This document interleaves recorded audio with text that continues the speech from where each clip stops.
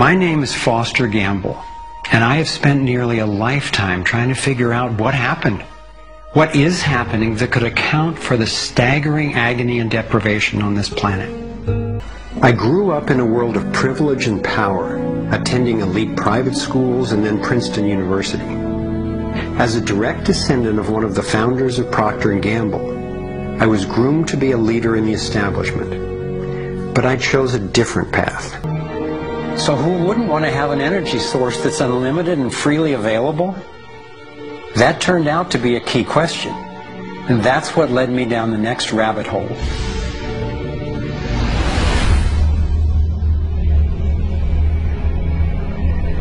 It turns out that scientists as far back as the early 1900s have been developing alternative ways to access electricity without combustion. Nikola Tesla believed he had tapped into what he called radiant energy. Many scientists believe he was accessing what's now called free energy.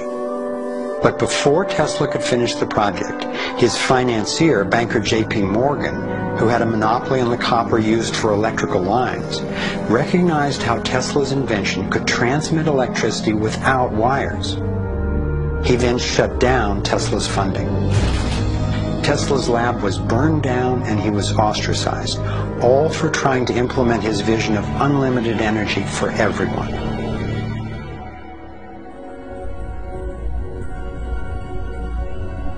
A modern-day inventor, Adam Trombley, was inspired by Tesla's work and by the possibilities of the torus.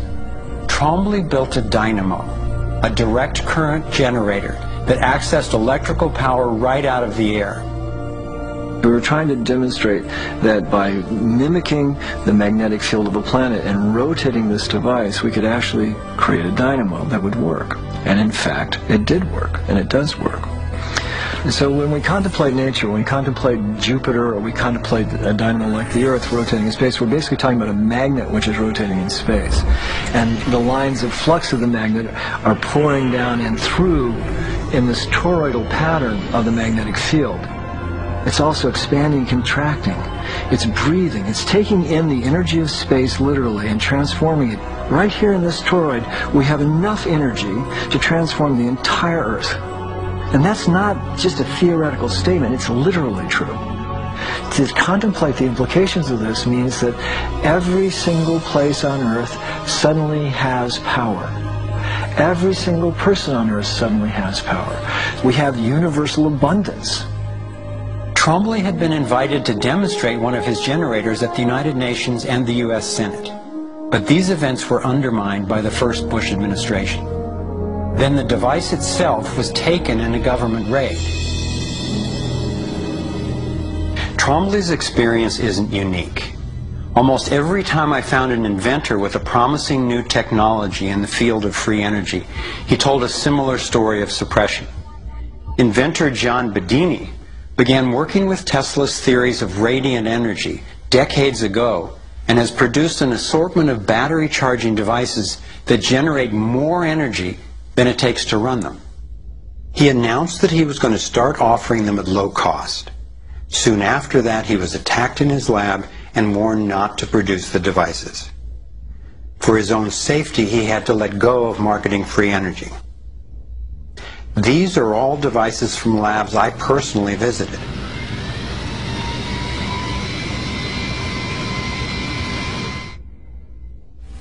No.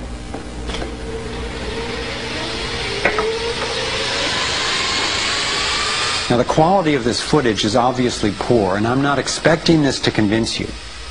My point is that being there with these inventors, accompanied by experts, and seeing these new energy devices in operation convinced me that the technology is real.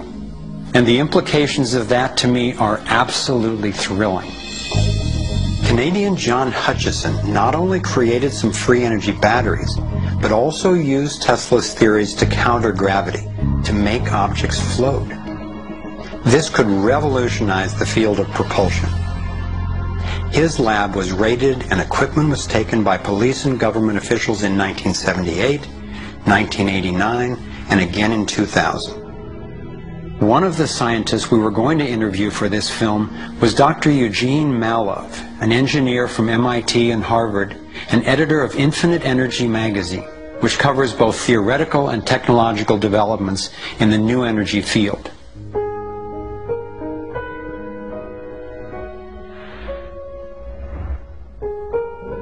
Dr. Malov was mysteriously beaten to death in 2004. If these inventors were all hoaxers and charlatans, I wondered, why are they being suppressed so consistently and so brutally? I asked free energy inventor Adam Trombley why he thought this technology was being suppressed, and if the UFO phenomenon was related. We've had major military people at great risk to themselves say, yes, these things are real. Why do you think the military-industrial complex doesn't want that statement to be made? Because you start thinking about what kind of technology is behind that. That's the bottom line. The suppression of UFO phenomena is hand in hand with the suppression of so-called free energy. The energy is extracted from the fabric of the space around us, which means it cannot be metered.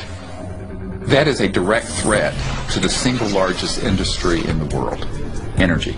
It's goodbye ExxonMobil, goodbye oil, goodbye coal, goodbye linear transmission of electricity through power lines, all that gone. Unfortunately, it's someone's $200 trillion piggy bank. The proven oil and gas and coal reserves are worth north of $200 trillion.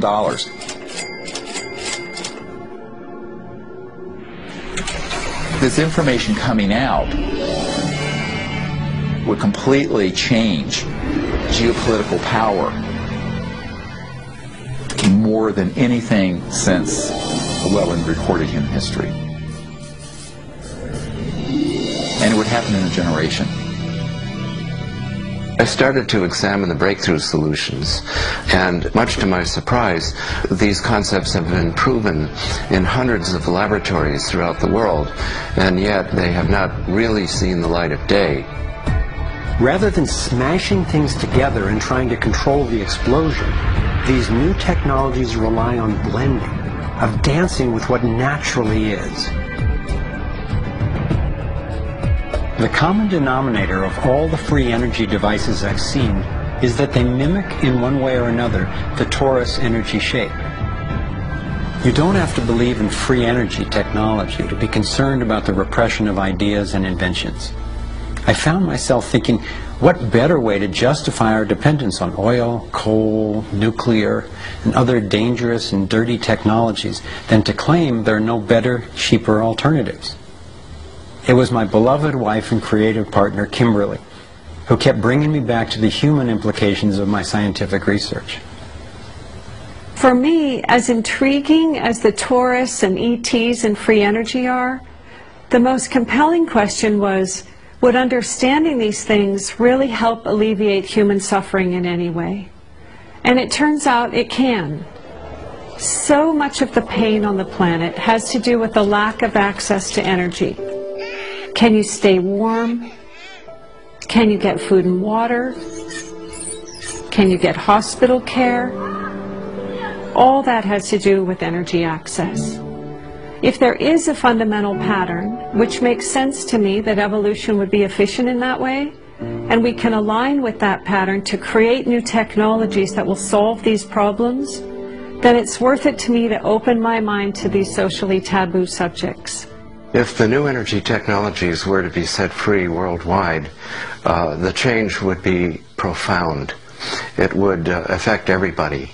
It would be applicable everywhere. These technologies are absolutely the most important thing that's happened in the history of the world.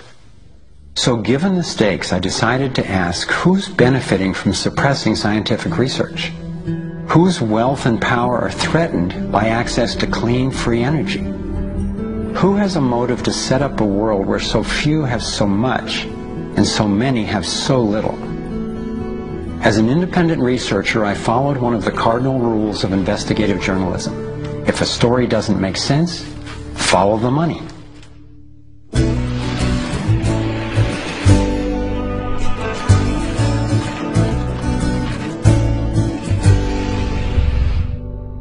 Our being dependent on oil ensures that energy corporations continue to reap phenomenal profits. I see them committing huge resources to undermine energy alternatives, to control global reserves, and to maintain high oil prices. They have enough money and influence to suppress anything that might threaten their monopoly. So who's behind the huge energy corporations? The Rockefellers' oil empire got started in 1870 when John D. Rockefeller founded Standard Oil and became America's first billionaire. Standard Oil has since morphed into ExxonMobil and others. And the Rockefellers control our food as well. They were primarily responsible for the global shift to large-scale petroleum-based agriculture. I remember the so-called Green Revolution of the 1960s and 70s. Like most people, I thought it was a great thing. It was, however, based on the planting of huge plots with a single crop using vast amounts of oil-based fertilizers, herbicides, and pesticides. The Green Revolution was the brainchild of the Rockefeller Foundation's Natural Science Division in partnership with large agricultural corporations. Petroleum-based agriculture provided vast new profits for the oil industry, but never lived up to its promises of ending hunger and promoting health. The Green Revolution did at first increase productivity because every bit of soil was being used for immediate production. But its true costs can now be seen. Taxpayers pay billions in subsidies to giant agribusiness corporations. Small family farms have all but disappeared. Biodiversity is destroyed. Toxic chemicals poison farm workers and pollute the land, water, and our food supply, endangering the health of us all. As of 2010, approximately 1 in every 7 people worldwide did not have enough to eat. The giant corporations who had brought us chemicals for chemical industrial agriculture, and they were talking about 3 instruments to consolidate the food chain. The first was genetic engineering as a way of control. The second was patenting seed and patenting life as a way of control, declaring seed to be private property, treating the saving of seed by farmers as a crime, as a theft of intellectual property. And the third was so-called free trade treaties that would rob ordinary people, farmers, growers, of their freedom to save seed. The design of Terminator technology to create sterile seed in order to impose even more dependence of humanity on a handful of corporations is the ultimate step in this. We are, through what we are doing with seed, literally for the first time, creating a new colonization, which I call the colonization of the future.